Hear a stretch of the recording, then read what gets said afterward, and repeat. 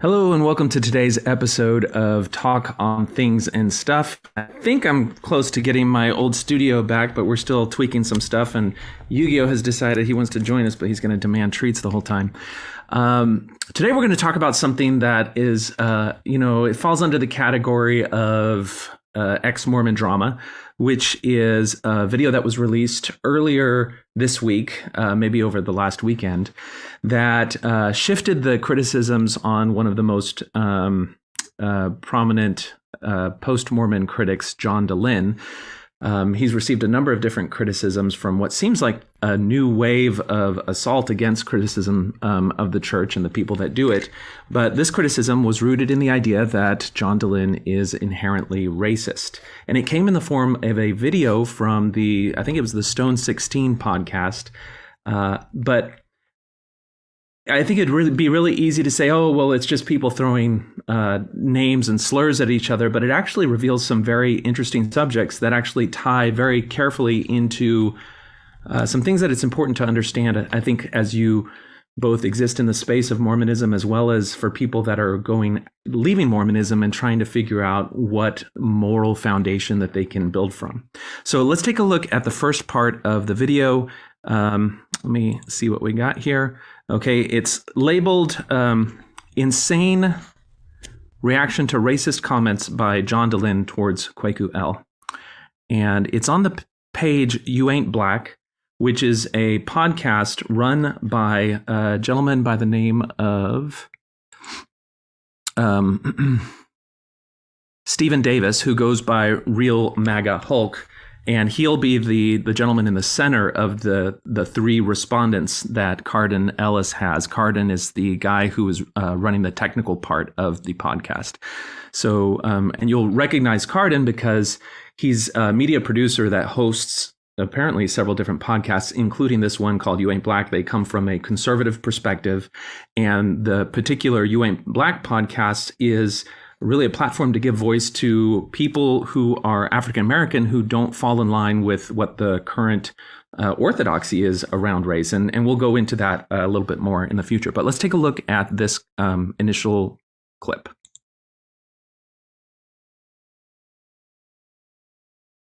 Let's go to the beginning. I missed the first part.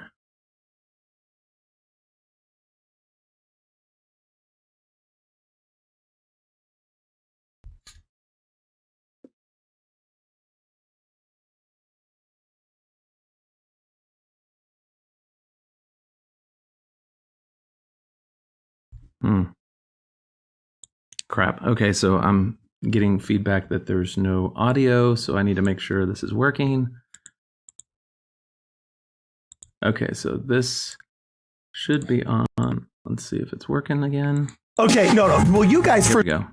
Sorry about that technical glitch. This should be working now. We'll see. Can you imagine an intelligent person of color ever deciding to join Mormonism? He doesn't speak like many black people do. He has like a very English vernacular. He doesn't have like a black dialect. So he speaks like a proper white person. You ain't black. And you ain't black. Okay, no. Well, you guys, first off, let me give you a little bit of background here. Do you guys remember Kwaku? Right. Yeah, okay, so Kwaku. Okay, so we'll pause here. So the gentleman in the middle is Stephen Davis, who's the real MAGA Hulk, and then the gentleman the Mormon. He was the Mormon kid that was over here with his buddies. We did a couple of podcasts, right? What'd you guys think of Kwaku? Love that dude. Really dope. Love that dude, man. Yeah, it was pretty rad, right? Yeah. So he's been getting all kinds of hate. Okay, yeah, that's Carden Ellis, and he's the guy who's kind of behind the Stone 16 and the Midnight Mormons. So he does a lot of the technical stuff, but he also does a lot of the commentary, and they come to it from a very conservative perspective. So the fundamental criticism here is found in the initial quote by John Dehlin. Now they actually spend a lot of time in this video criticizing the guest that John Dehlin was speaking to, the lady who went beyond simply asking the question, how could a modern, intelligent black person join the Mormon Church? She went into more of, Kwaku as a black person inhabits whiteness culturally, in that he speaks and dresses not in stereotypical ways that are usually associated with Black people, but in ways that are more comfortable with white people. I don't necessarily agree with that, but I think it's worth criticizing that whole perspective. But that speaks into kind of what we need to understand about this whole thing. So I guess the first question is, and they address it a little bit as quite well when they speak to that part. So let's go and look at their criticisms to John Dehlin's statement here. Yu-Gi-Oh, are you going to be a co-host or are you going to be a nuisance? I need you to sit and stay. Okay, I'm all out of treats. You have this. All right, you go for that. Stay. Okay, here we go. I want to, like, a Black woman needs to come catch her fate. That's like some serious internalized hatred. I gotta say this too. See, what they did to Kwaku was so dismissive to him as a human being, right? Because it was dismissive to him as a human being because they didn't even bother to even analyze why, as an adult, after not being raised Mormon, he decided to become Mormon. It could have been a very that's a good topic. Yeah, it could have been a very what made you do things that? of interest that said, you know what? Hey, my ideology is more in alignment with this. I'm gonna explore this some more. Can you imagine an intelligent person of color ever deciding to join Mormonism? But she just automatically negated that based on the color of his skin, which is like saying you don't need, like, literally you can't think for yourself. He has like a very English vernacular. He doesn't have like a Black dialect. So he speaks like a proper white person. Absolutely. Well, I mean, look what he said, talking about internalized racism. Wow. I don't know how. Okay, so this concept of internalized racism and not allowing people to inhabit a thought space that is different from what a certain ideology supposes that the class group or the race group that you're in is allowed to have has been the subject of a lot of people kind of wondering what in the world is going on with our modern discourse. Because I think the response that these three gentlemen gave to that criticism was spot on. You deny somebody their individuality and their humanity by saying that they are not allowed to have an opinion that's different from what the stereotype basically is, or, what other ideologies assume that you're supposed to have. Yu-Gi-Oh, you're going to have to go down. I'm sorry. You're just too needy. You're too needy. So it turns out that there's actually a word for this, and it's called false consciousness. And the idea of false consciousness originated in the ideology of Marxism. And if you go to Khan Academy, you can actually get a breakdown. So if we go to the Khan Academy, and this is a course called Social Inequality. It's part of their MCAT preparation. And they have a brief little video on something called class consciousness and false consciousness. And it really explains kind of some of the background of what's going on here. And I think it's worth reviewing. So let's take a look. Next to them, let's draw some farms. So what I'm drawing here is something called the means of production. These are facilities and resources by which we can produce goods. Now, when we think about factories and farms, who owns them? Typically, it's pretty wealthy individuals. And the flip side, those individuals typically hire a large amount of workers. And what the workers offer is their labor. The workers don't own any of the means of production. They don't tend to get any of the kind of profits or major benefits. They tend to get some kind of salary in general. So when we look at the owners and we look at the workers, we should start to realize that there's a class divide. And when we think about class in society, we often think about a hierarchy of the upper class and middle class and lower class. And we often say the lower class is the working class. And the upper and middle class, they may very well be the owners. Now we come on to a theory. And this was a theory that was partly discussed by someone called Karl Marx and further put forward by people who were advocates of his theory called Marxists. And what this theory says is that these workers who are part of this working class, they don't realize that they're being exploited and oppressed, where the owners control the means of production and they get all the benefits and all the rewards. But what can happen is that these workers can develop something called class consciousness. And what that means is that they realize that as a class of society, that they have solidarity with one another against the owners, against the people who own the means of production, and that they must struggle to overcome this oppression and exploitation. And part of that may involve seizing and obtaining the means of production and redistributing the means of production amongst the workers. So in class consciousness, the workers seek to obtain the factories and the farms and take over the ownership. However, there's another part to this theory, and that part... Okay, so what they're describing right there is some of the fundamental aspects of conflict theory within Marxism. Now, if you take some time and study the philosophy behind Marxism, you'll see that it takes this notion of conflict between competing classes that are competing for limited resources and does very much what this instructor has done, is it stratifies it according to class and then tries to take those identities of class and create on an axis of economics in this case, in terms of who owns the means of production. And so this was the first flavor of Marxism that fueled the early revolutions, such as the revolution in Russia, the revolution in China. And it was done under the umbrella of social justice. If you went and looked at the different slogans, the different propaganda that went into those, it was all about helping the lower class, helping the people that are really struggling. But he mentioned that this is a theory, and it's very true. The way that he characterized these different groups and classes is an ideology. It's not the only way to characterize it.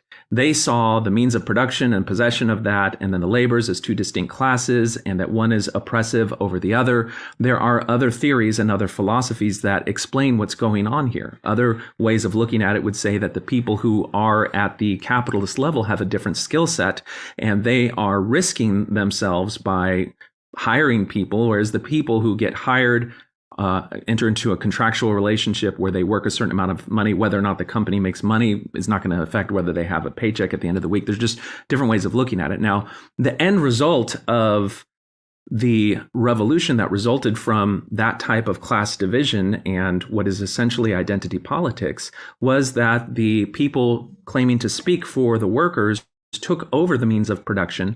And you can take some time and look at the history of what happened in the Soviet Revolution that eventually led to quite a bit of death and destruction. We're all fond of criticizing the Nazis for 6 to 8 million Jews dying in the Holocaust. Well, that was closer to 20 million in the Soviet Revolution. And that, if you Google, instead of Holocaust, Holodomor, you can see what happens when political ideology has to be enforced and entrenched. And it's all stemming from this Marxist idea. Now, when Russia didn't turn out and it started to become clear that a lot of the Marxist revolutions, even though they were done under the umbrella of having social justice as their goal, what actually happened when they were put into place was a lot of the same power and corruption, and there was even more likelihood of corruptibility. And then the people who were trying to make a living at the ground level ended up having to be in breadlines, and all of the death and destruction happened. So not only that, but when they compared that to Western societies that still allowed and afforded individuals their rights, and allowed that same division between what they called the capitalists and the laborers, well, those societies seemed to be flourishing. And not only that, but the people in those societies tended to be content with their life. They weren't constantly fomenting revolution.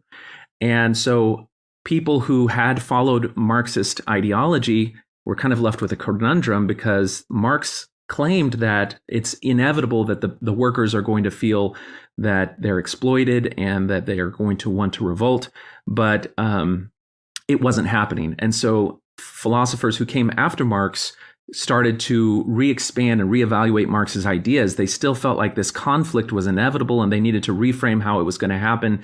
And so something called cultural Marxism or neo-Marxism started to take shape. And what the people after the original kind of economics way of looking at this conflict started to say, well, it's not really economics, it's culture.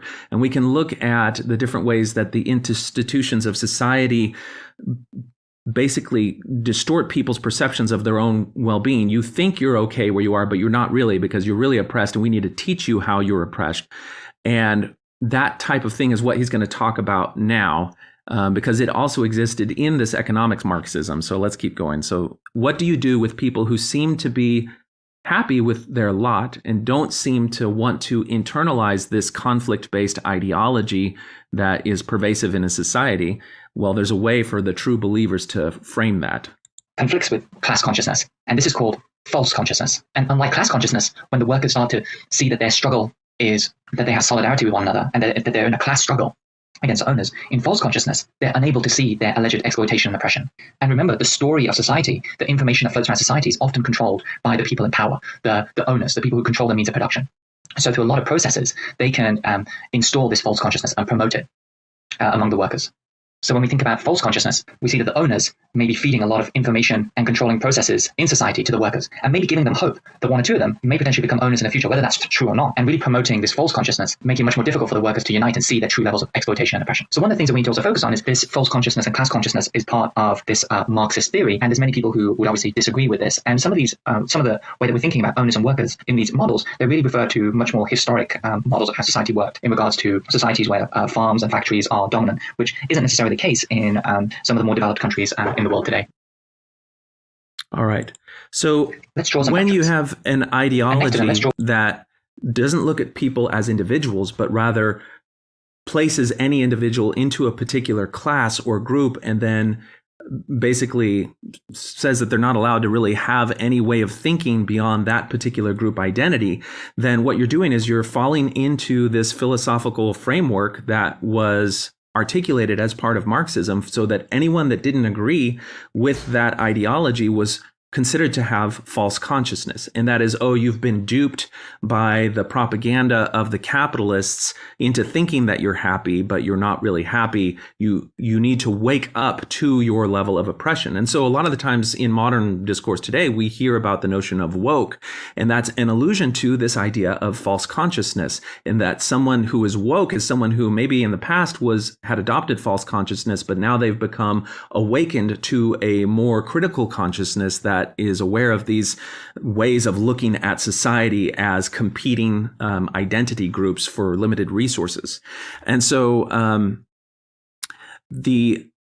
the next thing that we want to move into after that is, well, how do we get from economic Marxism to this race thing today? Well, remember I mentioned that the people who were disillusioned with the failures of Marxism and the various revolutions that happened went about to look into why it is that those things did not succeed. Why is the Western world doing so good? Why are workers in the Western world seeming to be happy? They're starting to get televisions and washers, and they're not and fomenting revolution like Marx said they should. Well, they said, well, we need to look at broader cultural issues, and this concept of neo-Marxism came into place. And part of the quest there is to get people to wake up to how oppressed they are.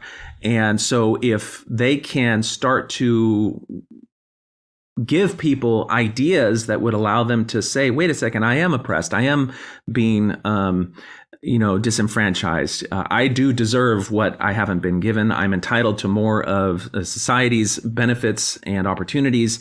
Then doing that and causing people not to want to reform, but rather to revolt, that's all part of that ideology. And so you can Google the Frankfurt School and you can look into things that were articulated as part of that. But I want to fast forward a little bit to today. So what we have today is a similar form of conflict theory, except instead of dividing society by class, we're dividing society by race. And instead of the bourgeoisie and the divisions that they have there, we have white supremacy as something that we can say pervades society and is hegemonic. And so and then that becomes the discourse, that becomes the narrative that everyone is supposed to assume.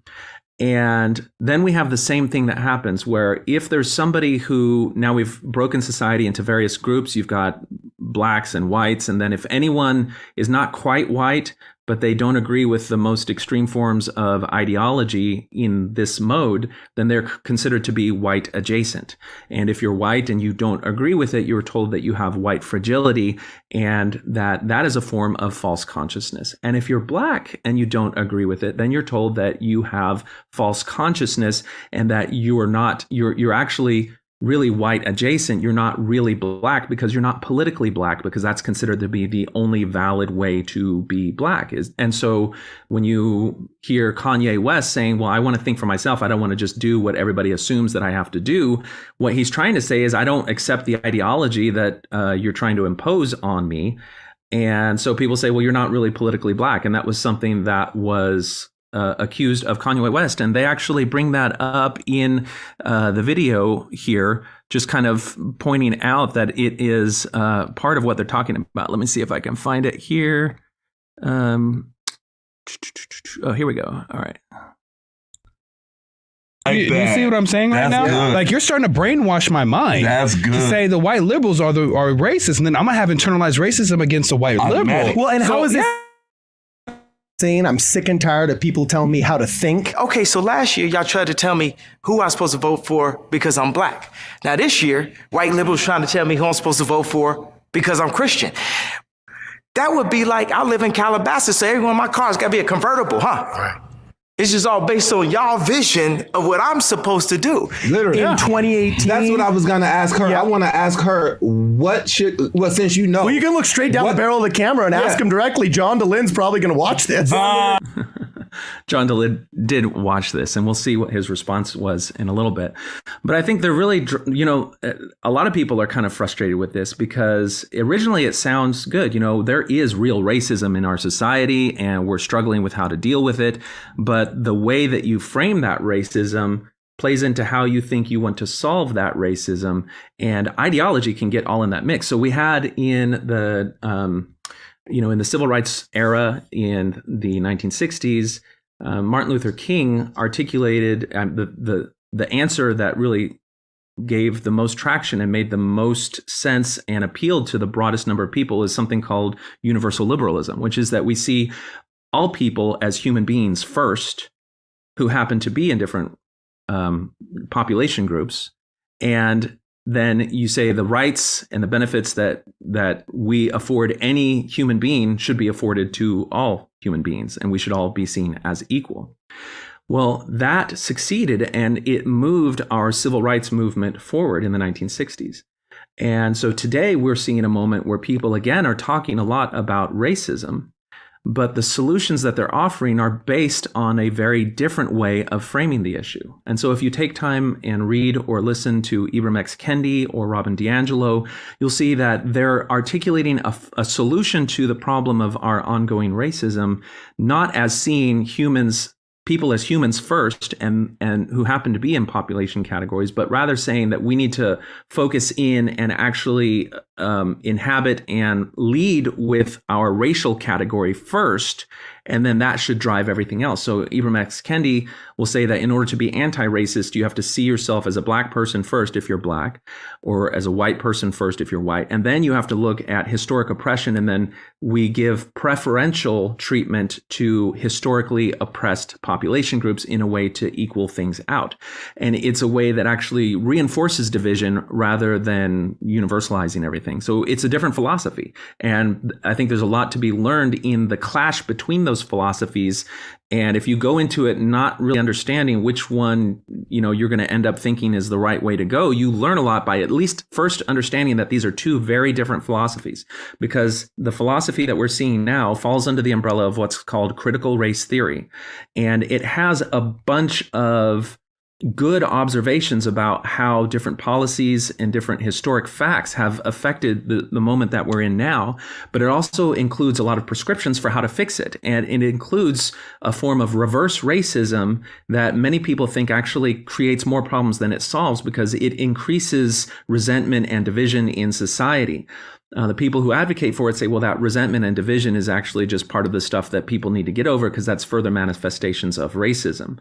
But one of the things that it says is that since you can only see yourself and the world in these class categories, is that if anyone disagrees with this ideology of how to approach and solve the race problem, then they are subject to false consciousness. Their beliefs aren't really authentic to themselves.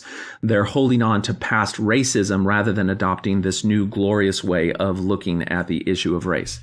So I think if you just take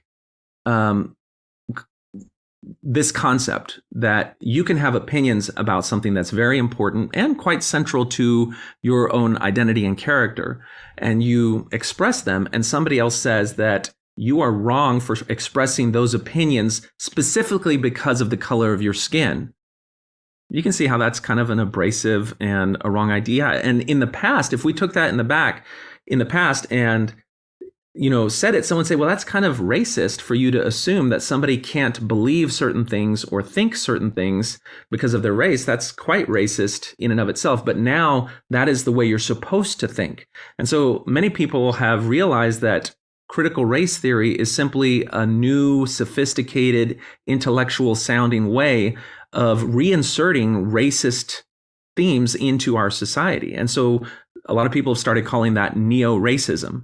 And if a school district or a government starts saying, no, we need to start teaching critical race theory, well, a lot of critics of that philosophy say, well, that's state-sanctioned racism. It's just racism with prettier sounding different targets when we should be moving away from that. It's undoing the gains of the civil rights movement and creating more conflict. And if you want something that's perhaps more tangible, just go and watch Black Panther and realize that the philosophy and the solution to the divisions of society that are articulated by Black Panther compared to Warmonger are proxies for these different ways of viewing the world. One that's fueled by resentment and division, and one that's fueled by unification and liberal values.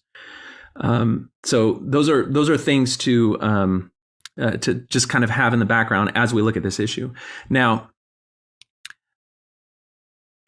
I guess I want to say I agree with this criticism of what was expressed in that video. I think that saying that people cannot have an opinion about what church they join, what political party that they endorse, just because of their color of their skin is wrong. And, but the response that they had is perfect, which is that if you believe it's wrong, that's an opportunity to learn more about why they choose it. And so in this conversation about race, and when you look at MAGA Hulk, and the more I've looked into this guy, the more I really enjoy his persona. But if you look at him, he's wearing a red MAGA hat. He's got a picture of Donald Trump. Let me get this picture up here. He's wearing a red MAGA hat. He's got a picture of a Donald Trump bobblehead holding an American flag. There's American flags everywhere. This is specifically reacting to the things that people in society right now holding this critical race theory ideology say that he's not allowed to believe or to have or to endorse because he's Black. And so pushing back against that, I absolutely agree with. And the second part of that, though, is that if you simply criticize him and say that he's got false consciousness, he's not really Black, then you're missing out on an opportunity to talk to him and say, what is it about Trump or what he represents or the conservative movement that makes you want to follow them rather than this other ideology? Because that's how you really can learn and expand and figure out what's going on. If you simply condemn them because their skin color doesn't match their political ideology, then you're just creating more division. And so the next thing that I want to move to is this question, though, about learning about things, because you can go to Real MAGA Hulk's Instagram and you can see a lot of his content. And he mentions that he's a Talking Point USA contributor. And so you can go to Talking Point USA and you can look at various tweets that the Real MAGA Hulk has had and various brief blog posts. And one of them is particularly interesting because it's a reflection of the same criticism that they are affording John Dehlin, where John Dehlin's saying, how can an intelligent Black person in the modern age join Mormonism knowing that it's historically racist? Not just historically racist, but it's not just a pastor saying, hey, the Bible says I have to be racist, and so I'm going to teach these things that it turns out are racist. It's men saying, God is speaking to me. God is endorsing these ideas. It's a different level of that. But he engages in a similar type of question in a post called, Aren't You a Bible-Believing Christian? It's posted in October of 2020, and it says, it absolutely baffles me that a self-professed Bible-believing Christian can be okay with siding with an ideology that has no problems with the wholesale slaughter of God's precious children. The lack of morality of such people is astonishing, as they claim such a religious high ground and yet promote and push the very people that'll enable laws that'll continue with the murder of defenseless children. The sheer disdain for God's most precious creations is abundantly apparent and abhorrently despicable. I don't get how you liberal Christians just don't get it. Real talk, period. So this is on a different subject, the same type of question that John Dehlin was offering. How can an intelligent black person in the modern era join the Mormon Church when the Mormon Church has been so historically racist and continues to have racist things pop up in their lesson manuals and in their various instructions and continues to have racist things in their scriptures? That's one question. This is a different question. How can a Bible-believing Christian not be completely opposed to abortion? It's the same sort of thing. It's assuming that the person who claims to be a Bible-believing Christian is subject to false consciousness. They don't realize what their true Christian identity could be. It's just on a different axis other than race. But the solution that was offered on the John Dehlin question should also be offered here. And that is that, okay, that's a question. How in the world can a Bible-believing Christian also support abortion? That's where you go and you talk to someone who believes that. And you may not agree with them even after that conversation, but it at least affords you the opportunity to see a different perspective. And many times the perspective that you think that you have about how someone, could do that is completely off base. And when you talk to someone and put a name and a face and an experience behind their position, then you understand them better. And I know that a lot of the success that the real MAGA Hulk has is probably when people who were liberals stopped and listened to him and said, well, how can you be a black man and support Trump? And then he would explain himself, and he's really good at explaining himself. And this is where I think you'll start to really enjoy you got to come see his dialogue, because when you ask him, how did you start to support Trump as a black man? Then he'll point to a particular moment. And that's what's so remarkable, because it's that moment that goes right back to this question of false consciousness, where is someone, are you able to believe what you want to believe just by the Well, you guys, first off, let me give you a little. So this is the moment that caught him. And that is in the campaign for the last presidency. Joe Biden is giving an interview, and there's a moment that got a lot of press. When you come to New York, VP Biden, I will. It's a long way until November. We got more questions. You got more questions, but I tell you, if you have a problem figuring out whether you're for me or Trump, and you ain't black. It don't have nothing to do with Trump. It has to do with the fact I want something. So that was the moment right there. If you don't vote for me, then you ain't black. And that's just another articulation of saying, how can a black person support Donald Trump in this era? And there were some people, when they heard that made them actually want to reconsider Trump. And MAGA Hulk is one of them. And there's a video, if you go to the You Ain't Black channel, and you can see he named his channel after the very thing that converted him. You can go and look at the videos, and you can see all the different videos that are there. And you go to the very, very first one, and it explains why he has taken on the mantle of MAGA. And it's a really fascinating what conversation. You from thinking Donald Trump was racist and Republicans are all racist and Orange Man bad to all of a sudden being freaking MAGA Hulk, dude? You ain't black. And you ain't black. Oh, no. Every poll shows me way ahead. Well, you know what? It was one of those situations where you look at the situation, it's like, you know what? So we won't play the whole thing, but I encourage you to check out the video because it's actually really eye-opening. And you can't help but relate to him and his co-hosts because they're really talking about biology conflicting with their own sense of identity and place in the world. And so, it's a complex thing. But we have this scenario where he has even engaged in this accusation of false consciousness to other Christians on the matter of abortion. But they've got the right solution, which is like, let's find that. John Dehlin did see the video here, criticizing him, and he posted a few days ago a response to this criticism that his statement about how can a black person join the Mormon Church was inherently racist, condemned him as a racist himself. And so this was the response that was played, and we'll play it now. Hey, everyone. I have an apology to make. It's an apology to Kwaku L. and to all my friends of color who are of faith. So last fall, in a podcast interview, I got Kwaku, the Mormon apologist, and I asked the question of you, how in the world could an intelligent person of color church in the modern era, in the Google era, given its racist past and present racism. And that's a super offensive and rude and insulting and a racist thing to say. So I own it and I apologize for it. I'm really sorry, Kwaku, for saying that. And I apologize to all my friends of color or any Mormon of color for saying that. I shouldn't have said it. And it was wrong. The truth is, I don't even believe that. I know that there are lots of reasons why people believe, why they have faith. There are intellectual reasons, there are social reasons, there are emotional reasons, psychological reasons, lots of reasons. And so, full stop. I'm really sorry, Kwaku. I'm sorry to everyone, and I'll work to do better. Thanks.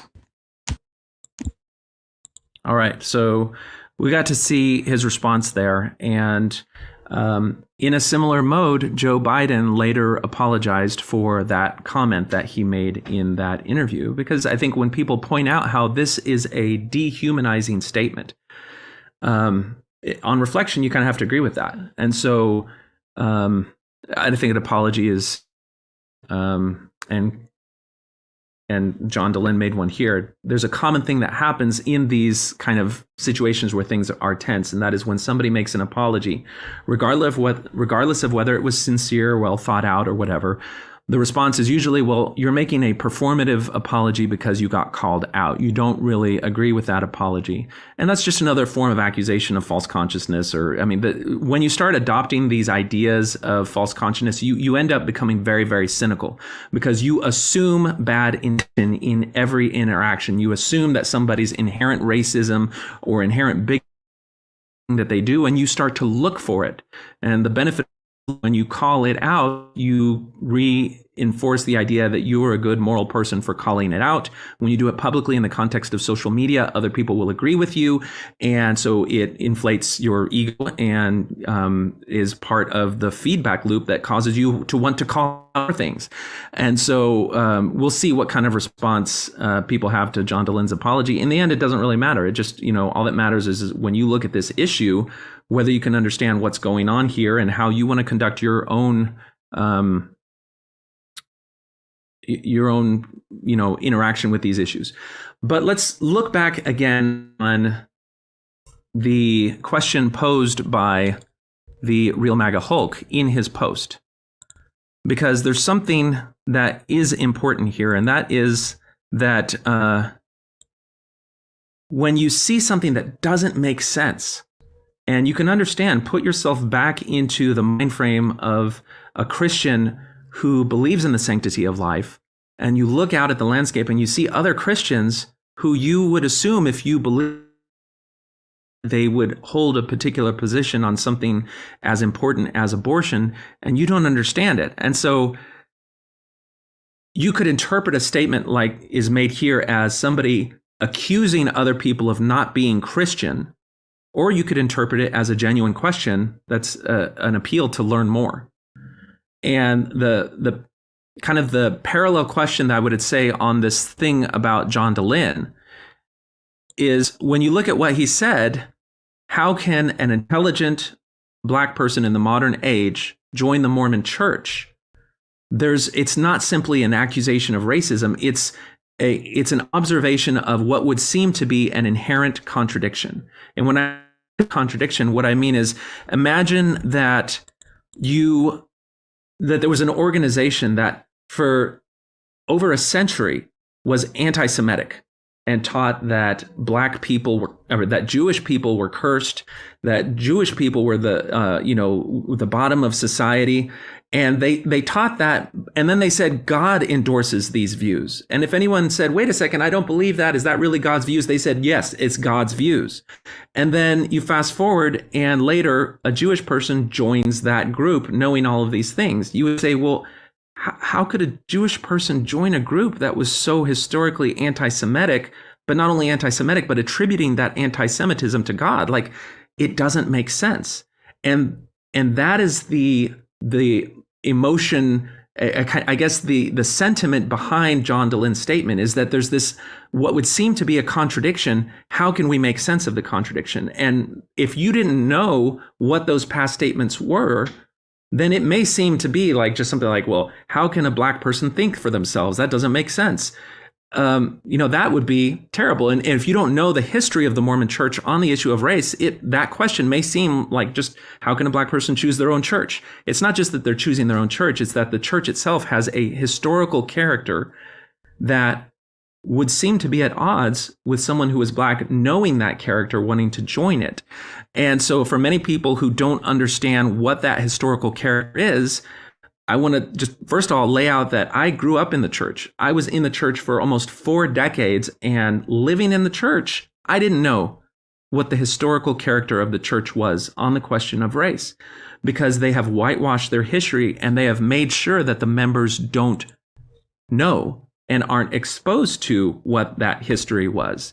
And so in this question, you kind of have to understand the context. So you would need to go back and say, well, wait a second, if we go and look at the things that these men claimed that God said, and you can go back to the very founder of the church, where excuses are made for slavery, where biblical for slavery are endorsed at a time when other non-Mormon Christians, if you want to look at Quakers, if you want to look at William Lloyd Garrison, they were arguing against these things. But these men claiming to speak for God, having God whisper in their ear on a daily basis, were repeating and endorsing the prevalent racist ideas. Now, if you're just a pastor claiming to stand on your own interpretation of the Bible and you repeat racist things in the Bible, that's one thing.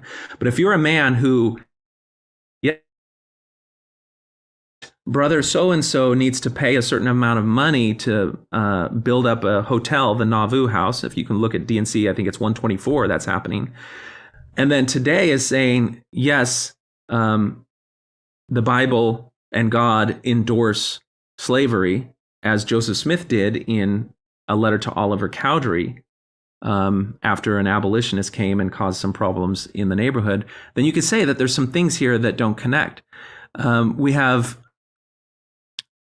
earlier prophets of the church saying that the reason that black people exist on the earth is so that Satan would have representation on the earth, so that there could continue to be opposition in all things.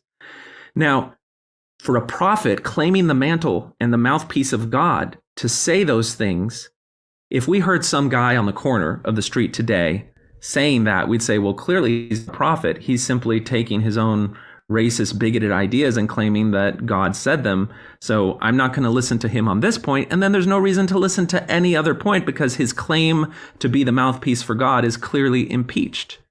And so when you have that data point, then you can understand that it's a reasonable question to say, how could a black person who knows that history join the church? Now, that is not to say, and it's a different thing from saying that a black person could never join the church. And if they do join the church, then it means that they're not intelligent. It's just simply saying there is a conflict here that doesn't make sense. How can it make sense?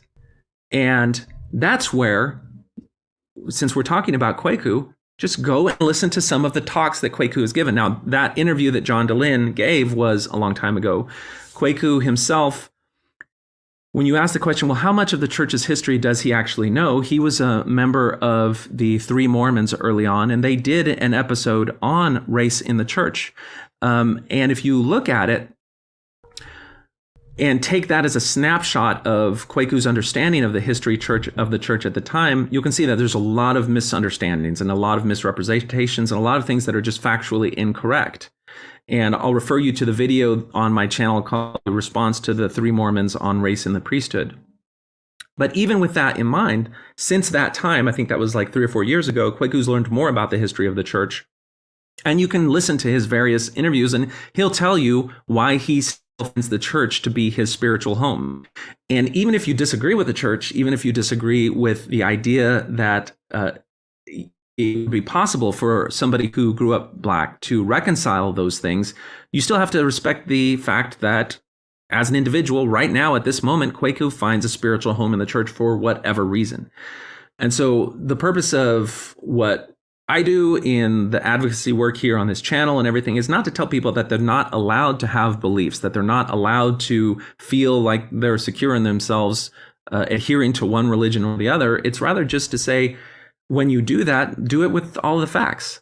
And even if all the facts are laid out on the table and you still choose to join and be a part of it, then that's great, because you now are doing it from a position of informed consent. And chances are you go to and inhabit that place in that religion with a set of morals and ideals that will be a good influence on perhaps some of the entrenched, toxic, and negative ideals that continue to pervade the culture that are there. So there's a role for people who decide, you know what, the church is not for me now that I've learned about these difficult racist things in the past. There's a role for them to find a pathway beyond that. And there's a role for people who say, you know, I know about these difficult things. And if you listen to Kwaku, he'll say, you know, almost every organization has racism in their past. And so if I'm going to say that I can't be a part of any organization that has any racism, well, then I'm basically not going to be able to join or be a part of anything. And for somebody who is very outspoken, who's an extrovert, who really thrives in society with other people in things where there's things to go and do and be, as it's very clear Kwaku is, it makes total sense that you would want to continue to inhabit that space. That doesn't mean that we're not going to, you know, continue to be critical of some of the things that continue to be a part of it, but that's just how you have to treat the thing. You know, you give people respect for their individual choices, respect for their individual priorities, understanding that they have a personal story that is going to inform the choices that they make. And as the result of dialogue and discussion, you want to provide more information to people so that they can reevaluate, recalibrate their choices and decide whether they want to continue in that mode, that's totally acceptable. But you should continue to maintain the dignity of somebody to have the ability to make their own choices and respected for that. And, you know, I have my own struggles with my own family because, you know, there's a lot of things in Mormon history around race, around sexism, around divine command, and all these other problems that I can't reconcile. Talk to my siblings about it. I can't see how they continue to stay in the church. That doesn't mean that I don't think that they should. And I continue to find the good aspects of their relationship with the church and congratulate them on that, and to continue to help them feel like they're good people still. Even though we disagree on this thing, I totally love all my brothers, and I love their, you know, their Mormoniness of it, because like there's this Mormoniness that I grew up with that I have an affinity for. And so I really like it. There's a particular style of humor, or a particular way of relating to the world and to issues. And frankly, on this subject of race, I'm much more aligned with the way that Mormons view the world, where each individual is a child of God and therefore is deserving of their own dignity and their own choices and their own free agency. And if some political ideology that is a offshoot of Marxism, which is the result of 20 million dead in Russia and 50 million dead in China, doesn't agree with them choosing their choice, I'm much more likely to agree with Mormons on this issue. But it all stems back to the idea that we should respect individuals and their choices and their priorities. Sure, we can duke it out in the realm of ideas, but at the end of the day, each person is free to speak their mind, free to hold their own personal conscience on all of these issues, and we continue the dialogue. There's no final say. You just continue the dialogue, continue talking, make your case. If it doesn't work today, that's fine. Listen to their case, see if it affects you. Maybe you'll recalibrate your own position on things. When you leave the church, you don't suddenly know all the answers. And there are ways of understanding and reconceptualizing aspects of both the church and moral issues when you leave the church that is going to be an ongoing evolution. And just be aware that there are extremes of ideology that are out there outside of the realm of religion that contain some of the same distorting forces that cause you to do the same thing as a strict religious ideology that divides the world between God's chosen people and everybody else. Well, there are strict ideologies that are just as divisive outside of the realm of religion, where people who are either awakened to their race consciousness or class consciousness and the inherent conflict of that and everybody else. These are things that it's simple to say, well, these are just ideas, they're ephemeral ideas. Study history. Look at what happened in Russia, what happened in China, what happened in every South American country that started to take what is essentially identity politics, where you strip people of their dignity as individuals, place them into classes based on either economics, race, or any other division, and then tell people they cannot have any dignity of holding any positions that are outside of what you impose is supposed to be the right way of thinking. We're seeing that type of division infiltrate class, infiltrate gender, infiltrate any particular issue that has to do with identity, because the goal is to get you to infuse dogma and ideology with your identity and then become a political agent for revolution. And you just have to decide if that's the game you want to play, or if you want to hold on to your dignity as an individual, being able to judge anything on its merit, hold your own conscience, make your own decisions, and have the freedom to do that without being subject to any sort of dehumanizing criticism. So when I listen to the real MAGA Hulk in all of his other videos push back against the idea that as a black man, he can't have a certain way of thinking about things, I much more align with that than with the idea that if he doesn't think the right way, then he's a bad person. So anyway, that's my rant for today. I think I can take calls. Let me see if I am able to do that. Let's see. It's always really difficult broaching the subject of race because people are going to call you racist no matter what you say, pretty much, because there's different ways of looking at it. I mean, when you know, it used to be we knew what racism was, and so you could reevaluate your actions. But now they've expanded the definition of racism so that it's hard to know what is racist today and what is racist tomorrow. And if you, just Google white supremacy Smithsonian, and you'll see an example of how people have had a hard time wrestling with what is racist and what isn't racist, and it's mind-blowing. Okay, so if I go to voice.google.com. Okay, so let's see here. I think we're set up where if I haven't taken calls in so long, I don't even have the overlay ready. Hold up. Maybe it's a banner. TOTAS banners. All right, so 0422-2222. Hopefully my audio setup will be such that I can hear what is going on. Again, the number is 210-422-2222. I'll just add another output device here. There we go. Okay, so in the meantime, let's take a look at some comments. Okay, so somebody says, finally, we're going to talk about Kwaku. Oh, hold on, we got a call. Let's see what we got.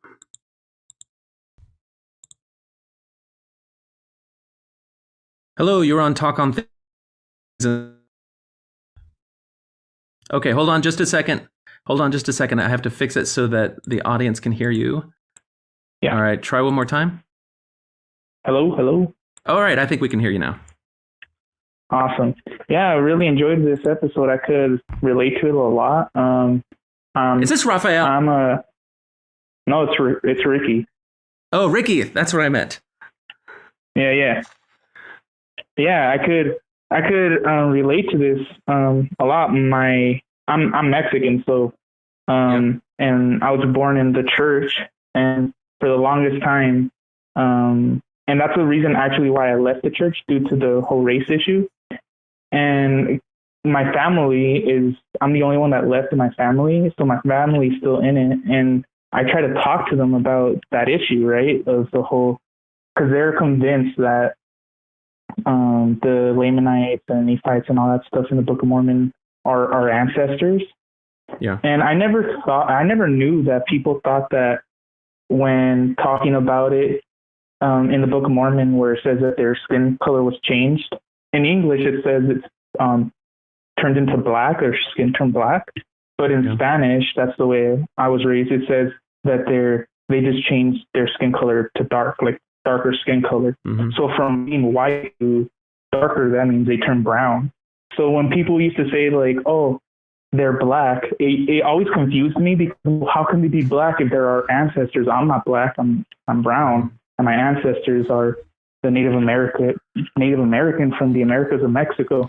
So I used to always get confused with that, and I would watch a lot of Kwaku, and I agree with you that I don't think that we should like put people in bubbles and say, well, you're black, so you shouldn't be, or your color, so you shouldn't be part of the church because of the history of the church. I agree with what you said there, but the one thing that kind of rubs me the wrong way with Kwaku is his assumptions about the historical facts about the church, and like calling calling Moroni Native American, and he says it like so matter of fact, and to me it's kind of offensive because it's very like he's brushing off and whitewashing a real history of a real people and culture and saying no, that's not your history. This book right here, this is your history, and this is where you come from, and just kind of rubs me the wrong way. I don't know if that makes sense, but that's the one where I feel like I just don't think he should get, like, I feel like he should be criticized for that. Like, people should, if he's going to be saying that, then I don't think it should be put up to like, oh, what's his opinion because it's his belief, you know, because there's. Well, you're talking about something that a lot of people, I think even in the Polynesian Islands, really resent about the narrative of the Book of Mormon. And that is that since the Book of Mormon shows up and suddenly it has this whole history, and then the people who accept it as a factual historical text say, well, this then must be my history because I descend from people in the area that this is talking about. And exactly. Yeah. So it then kind of strips you of what would otherwise be authentic history, because it's now got this piece of, if you realize that it's fiction, a religious fictitious book, then you realize it's a piece of fiction for it. So I can relate to that. And in terms of Kwaku, I think for a lot of these things, these are realizations that come over time. Made today. No, yeah. And it may be that that's not a perspective he's looked at. Because I know he has said before that the Book of Mormon is actually a book that teaches against racism, and it does that by showing what the Lamanites and the Nephites as a civilization adopted a racist way of looking at things, and then their civilization ended up in the waste bin. And so he may only be looking at it through that perspective. But I think the more that you or other people could say, well, there's another way to look at that. If you understand that it is fiction, but then you look at how it's having an effect in the real world. Imagine if there was some book about where Black people in America came from, and it totally erased. So you adopted that as your history.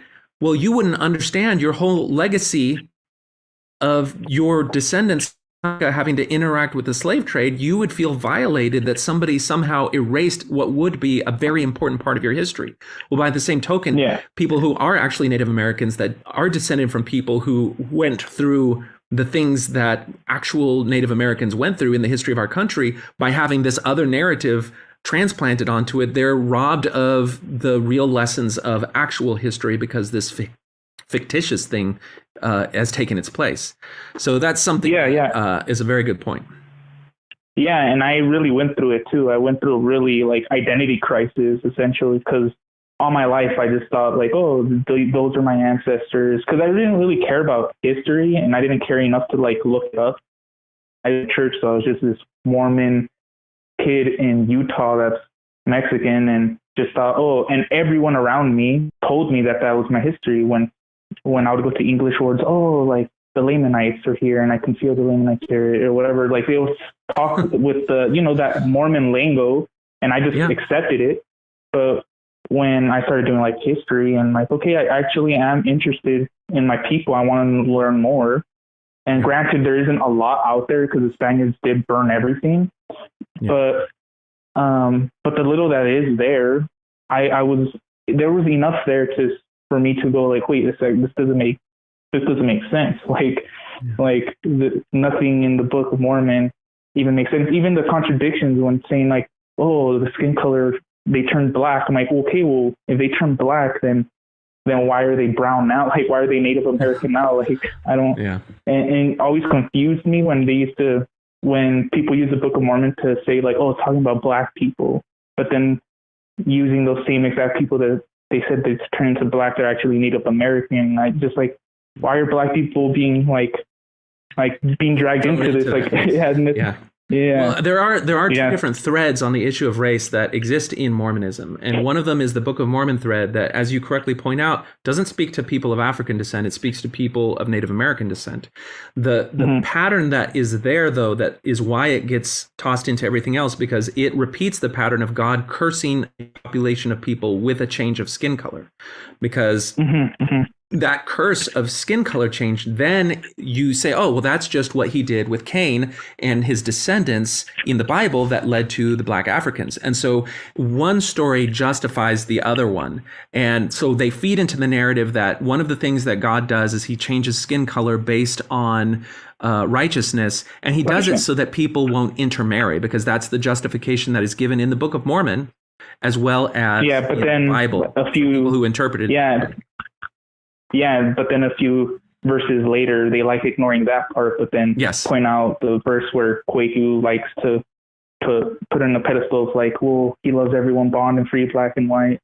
And they like putting that one on the pedestal, but kind of ignore under the rug of anyone defending the church has to do that now, because that is what Bruce R. McConkie said was the eye-opening realization of the brethren when they got the new light of the 1978 revelation, is that these scriptures were more meaningful now. And he specifically referenced the one about bond and free and black and white and things like that. So listen, thank you so much for your call. I want to see if I can take at least one more call before I have to sign off. So I appreciate your sentiments. All right, thank you. Okay, if you'd like to join the conversation, 210-422-2222.